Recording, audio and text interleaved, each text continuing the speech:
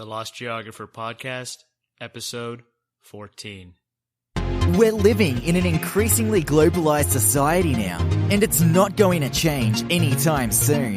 The coffee you drink comes from beans originally grown in South America. The watch you wear was made in Switzerland. The car you use to drive to work is sold by a Japanese automobile manufacturer. Despite this rapid globalization, many people are still unaware of what is going on around them, and this needs to change.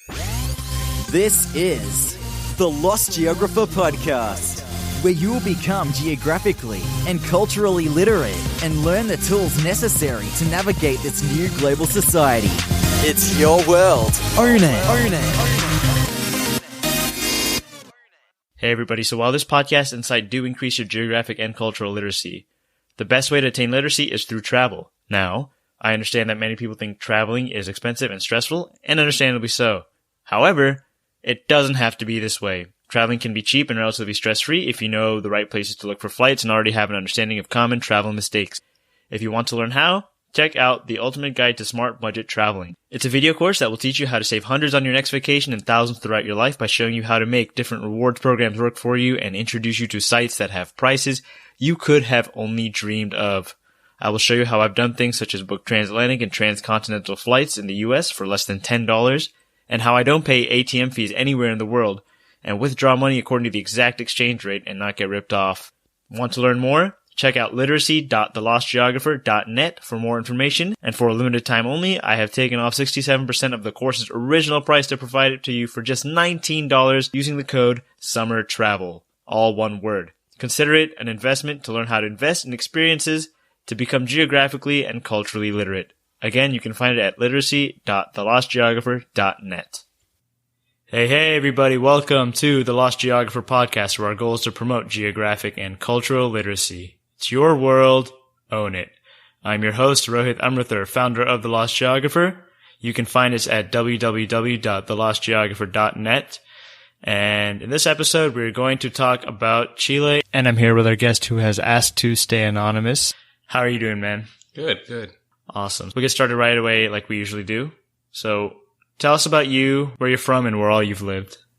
Well, I was born in Santiago, Chile, and I lived there for 5 years. Then my dad, who's a journalist, we moved with him to Argentina, Buenos Aires, and we lived there 3 years. And then when I was 8, I went back to Chile for 6 months until I was 9, and then I moved to the US, and I've been here ever since. So what kind of manners and etiquette do they have in Chile that you notice they don't do anywhere else where you've lived? Well, Chile is, I'd say it's kind of isolated because of the Andes and very different culturally from any other country I've been to in South America because, well, etiquette-wise, for example, people are very close and huggy, as opposed to the US. And I'm speaking more generally, but in table manners, for example, you can't burp at the table. You have to hold the door open for the ladies and things like that. But generally, it's also a country with a lot of history and tradition in that way. So these things have been around for a long time. So is it really deeply rooted in Spanish tradition? Yeah, I would say so, that a lot of the etiquette and manners have come from the Spanish. And just to clarify, you said Chileans are very touchy like other South Americans. Well, yeah, I mean, I've lived a little bit over half my life in the US, so I just naturally compare the two, but I just feel like whenever I go back to Chile, it's like very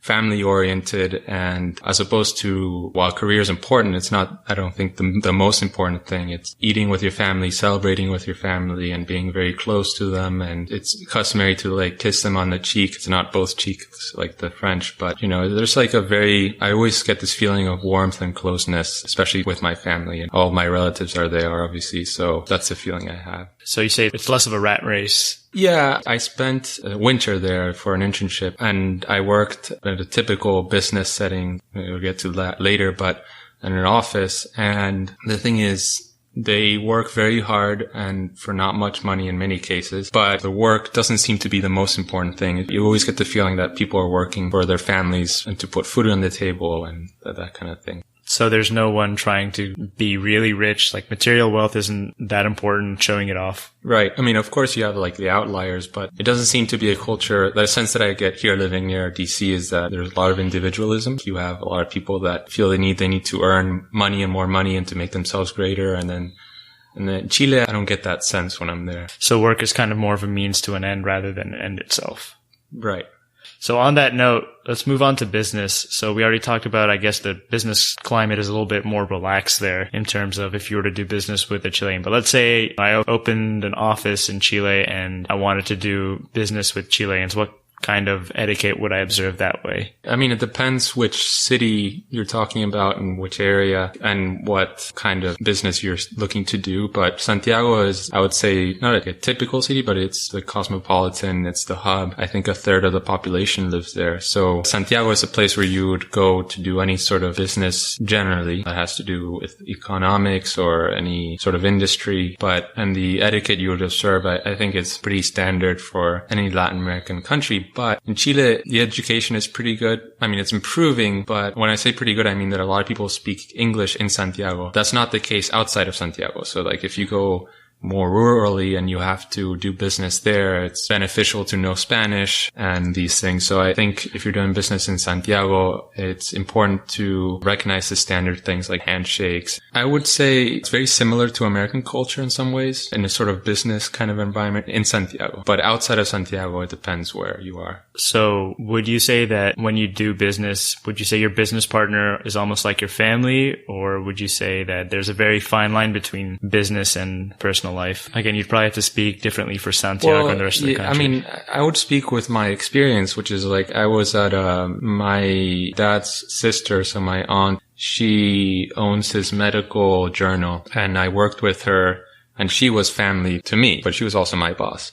And then I had people that helped me that were her workers, and it seemed like it was a casual environment, and I worked in an office and I translated and edited, but it was expected to mingle somewhat with my coworkers, and it seemed pretty standard. I don't know if there was something that stood out to me as being different than the US, because I've also worked in some office environments here.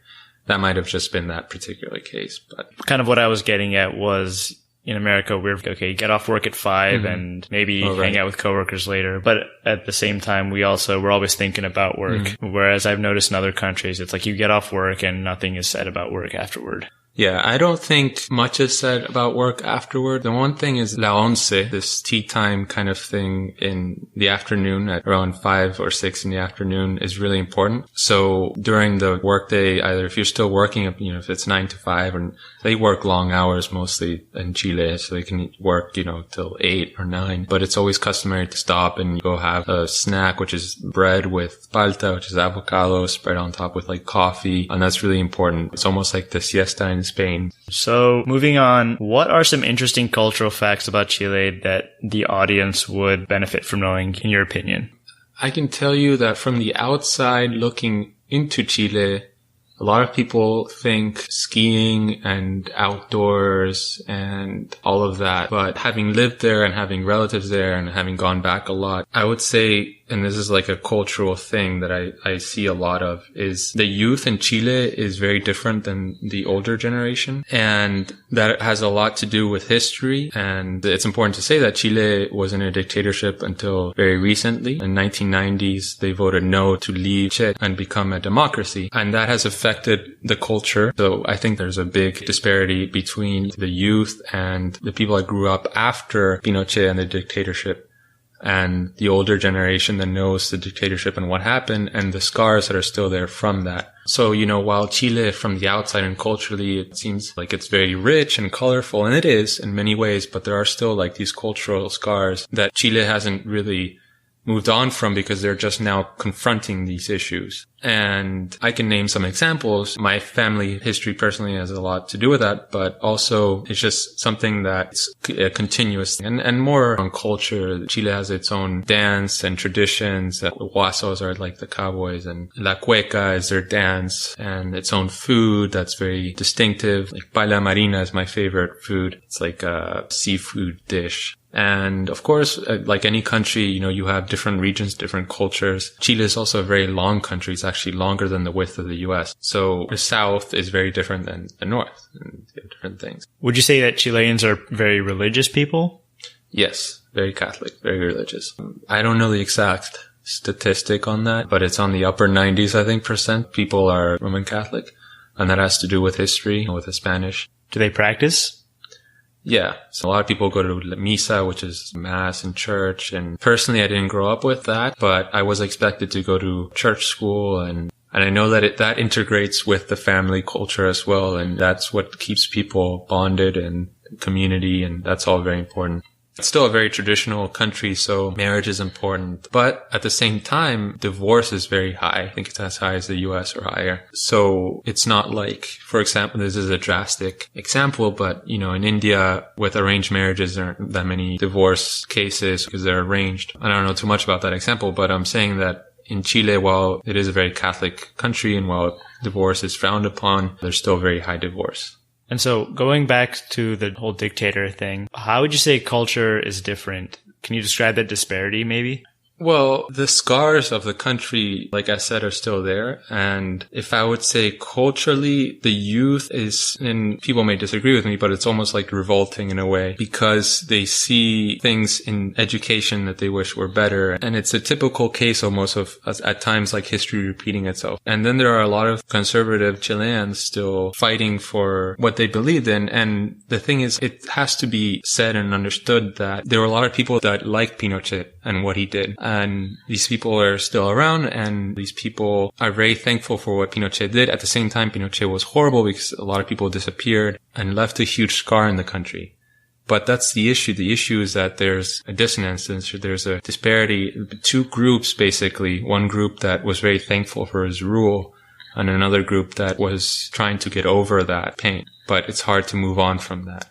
It's a lot like a lot of the Soviet bloc countries that are still reeling from communism. And saying a little bit about my family is that my mom's side was very pro-Pinochet, and my grandmother still is. And whenever I visit her, I don't broach the subject, but I know that she's very supportive of him. And my dad's side, my grandfather was tortured and exiled, and my grandfather's brother was tortured and exiled and killed in prison. But still, that's sort of the symbolic case of a divided Chile that came together at the end. My brother was born in 1990 when the democracy started. But there are a lot of these families, and it's just a subject that you don't touch because there's a lot of pain there, and you just kind of have to move on to heal. And my grandparents, they never really talked about politically what Pinochet was to them. And I think that's a result of that pain. And again, kind of relating it to another situation, it's almost like how many Germans don't like to talk about the Nazi era. And I think political healing is very difficult. In Spain, the same thing happened.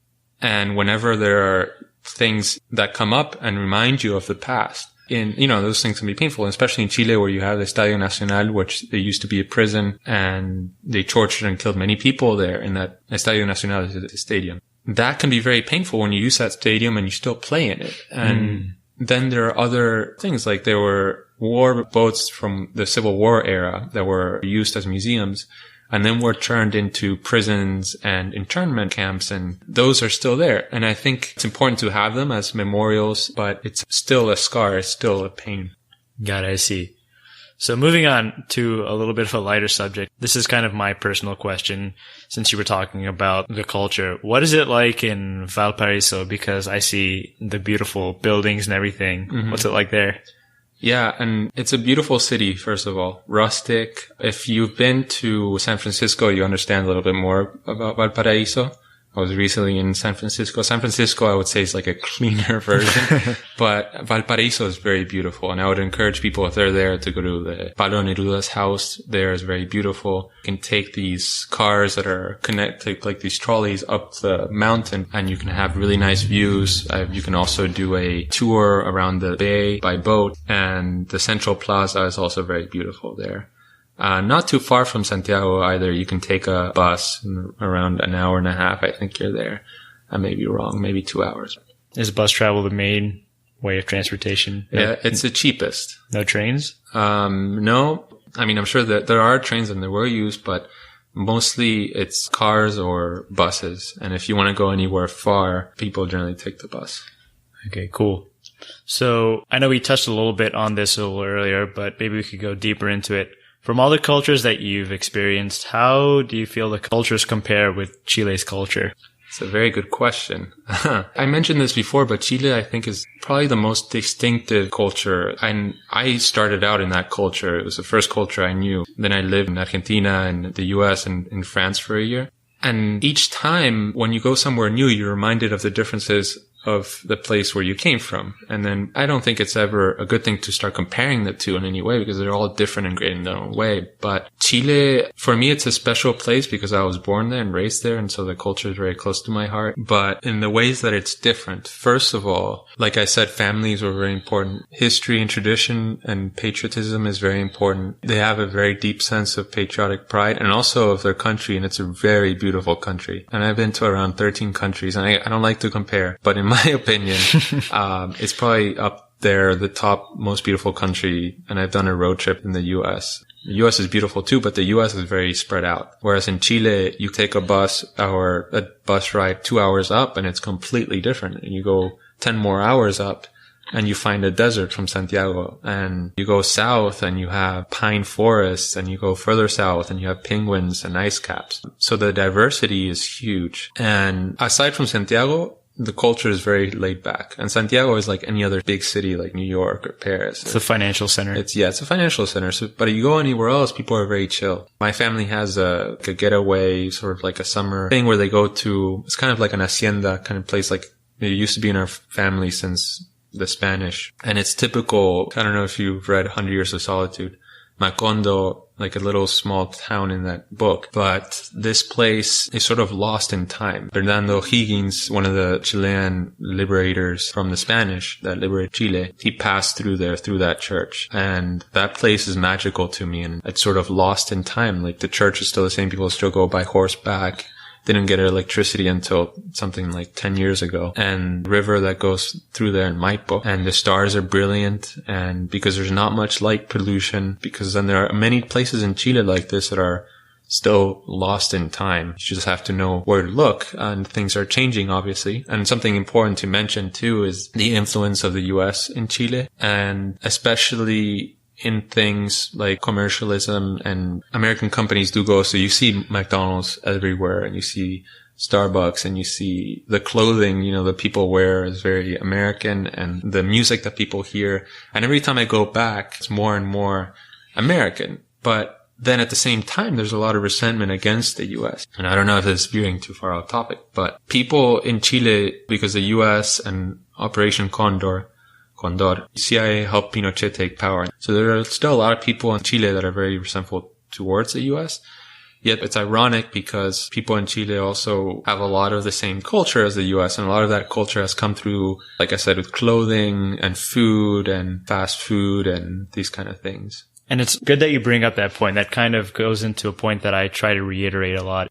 The U.S. helping this dictator take power in Chile is a political move. However, that's completely different than the culture of a country. So I think it's more that the Chileans resent U.S. politics and U.S. politicians rather than the culture itself. The politics are not necessarily representative of how a culture is. And that's a big mistake that's causing a lot of conflict in the world today, I believe, is that people associate the politics of a country with the people. And as a result, you reach a lot of false conclusions. And I think this is a great example of that, is that even though they bear resentment toward U.S. government for helping install this dictator, they're still adopting a lot of American cultural practices. Yeah. And another thing is that there was a lot of stereotyping from both sides. Americans stereotyping Chileans. Oh, they go skiing all the time. They have the ocean right there, so they must fish a lot. And, Easter Island. And the Easter Island, of course. And then there's a lot of stereotyping from Chileans towards the U.S. But the animosity, there's still an animosity, like a more of hatred in Chile towards the U.S. because they see them as like big stick. And that's, that's wrong, but it's just that's the feeling I get. Right. And they see Americans as like fat and lazy, yet at the same time, they do business with them and they watch their movies. And so I think in the inside, they know that America is great for them, has done a lot of things in Chile, modernized a lot of things. And then it's your personal opinion, a personal example of something of what I've noticed is that one time I was going north when I was much younger to visit my aunt in Talca, and the bus would stop and local people would climb onto the bus and sell their pastries. And then fast forward to when I was there only 2 years ago, and these people were not there anymore. I got off the bus in Talca and I saw a McDonald's that wasn't there before. And these kind of things affect the local economy. And you have to think, are these things better for Chile? Is it losing its culture and tradition? And that's why people are sort of resentful against the US. But at the same time, it's helped Chile become wealthier. So it's just things to think about. Definitely. It's a very good discussion on that. So moving on, what is your absolute favorite thing about Chile? What makes you most proud to be Chilean? That's another tough question. I mean, probably the entire thing. For me, it's family. And because 3/4 of my family are from there. And ancestrally, I am very patriotic in that way, that I have ancestors, Spanish ancestors, and I have French ancestors that moved to Chile, and they settled there, and with their sweat, they built something. So I still have a lot of pride for that.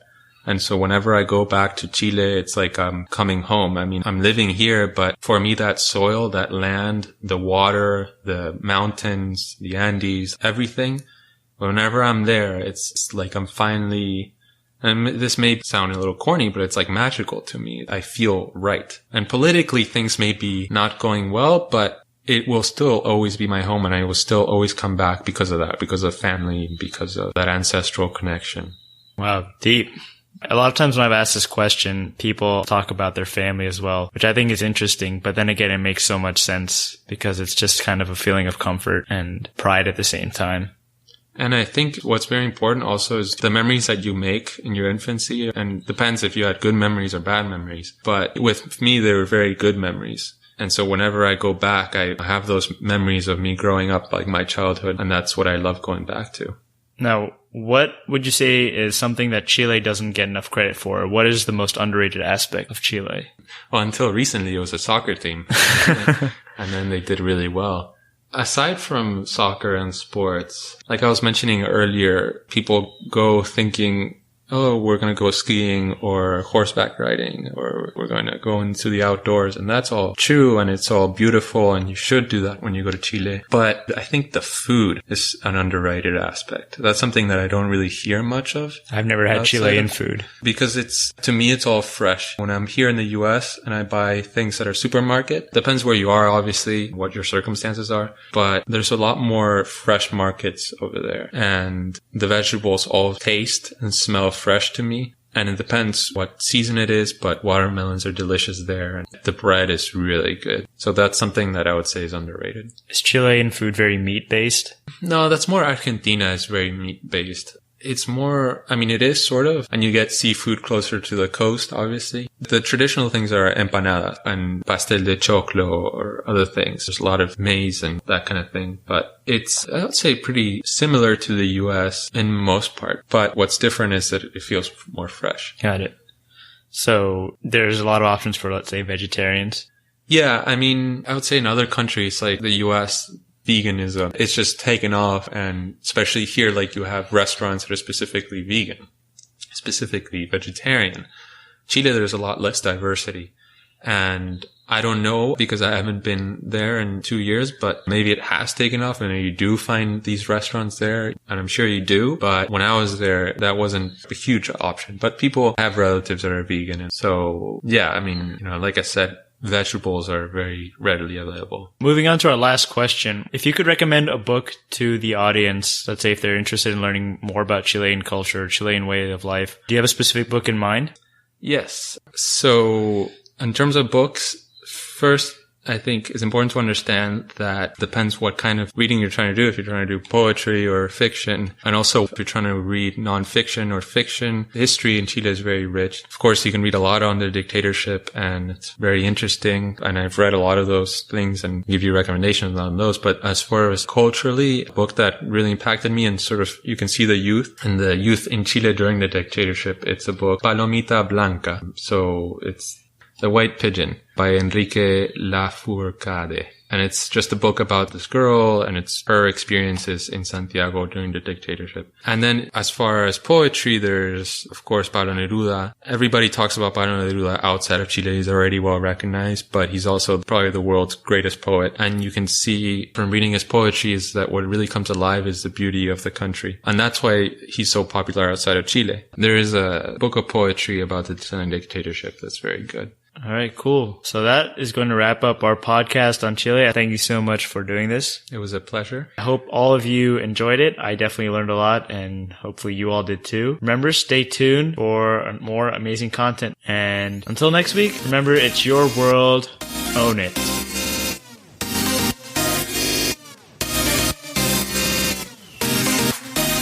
Thank you for listening to this week's episode of the Lost Geographer Podcast. Remember to tune in next week for more awesome content.